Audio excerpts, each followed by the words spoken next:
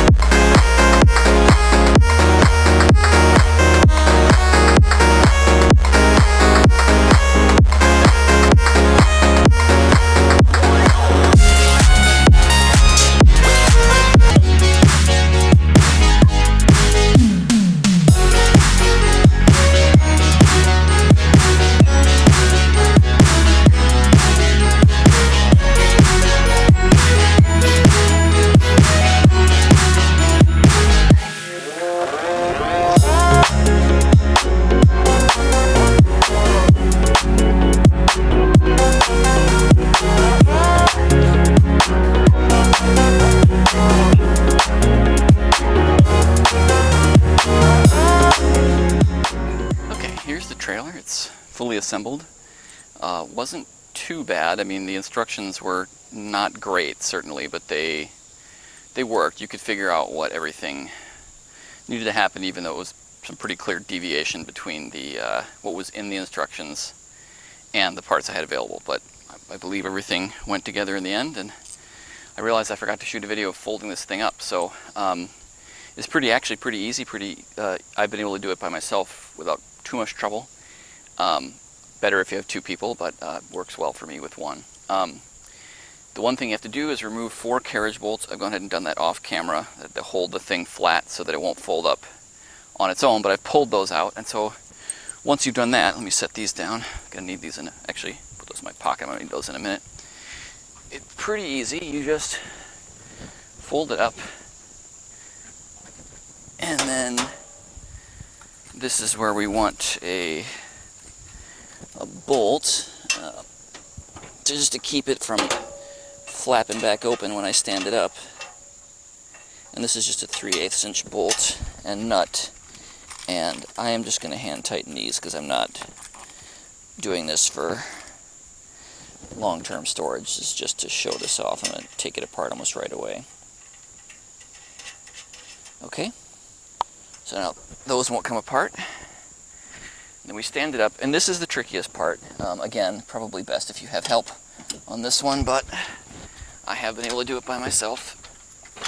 Okay, the tricky part is right here when it goes onto the casters, it wants to roll. Just controlling that. Okay, are we still on camera? Yeah. And that's it. You can now roll this around. Oh, sorry, that's not it. There's actually one more thing, which is we pull the pins for the yoke, and then this folds down. Except I just realized that my wires are going to pull out. Yeah, I need to cut the zip ties that I have going on here. Those are not going to work. You get the idea. I will cut those zip ties so that the wires that you might be able to see right here otherwise would kind of yank out when the whole thing folds down. So probably replace those with Velcro or something just to kind of keep the cable management going. But I'll show you the other way. Put these pins back in the tongue. Clip them on with the cotter pins. Go, there we go. And then, like I said, you can roll this around pretty easy. The casters are pretty reasonable. Might beef those up at some point, we'll see. And then the whole thing comes down. Again, better if you have two people, but it's got metal feet, so as soon as those contact, it's not going to roll. So it's already not rolling, and just walk it down. Now we're on the wheels.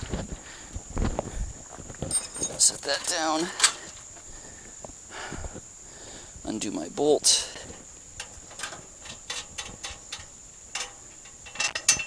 And actually, since I don't have chalks, I'm going to go ahead and just put this back on the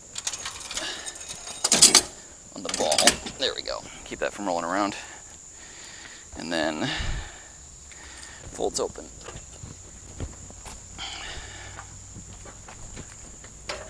There we go. Pretty good. Yeah, all right. And I got to put 4 carriage bolts back in, but that only takes a minute. I won't bore you with that. So, like I said, pretty happy with it. The instructions were meh, but they worked. I've got to sort out this issue with the zip ties, and pretty happy. I actually might keep it stored flat. It actually is easy to pick up and move around. I can roll it around pretty easily, so I can wheel it off to the side. We've got a place to put it, so yeah. All in all, very happy with the purchase. It simply wasn't too bad. Could be better, but good enough, and seems like it's work. I've got my registration and title mailed off. That's going to take a while, just things are backed up right now, but should be able to start using this thing to haul drywall and whatnot back and forth, so I'm pretty pleased. All right, catch you next time. Go get smarter and make stuff.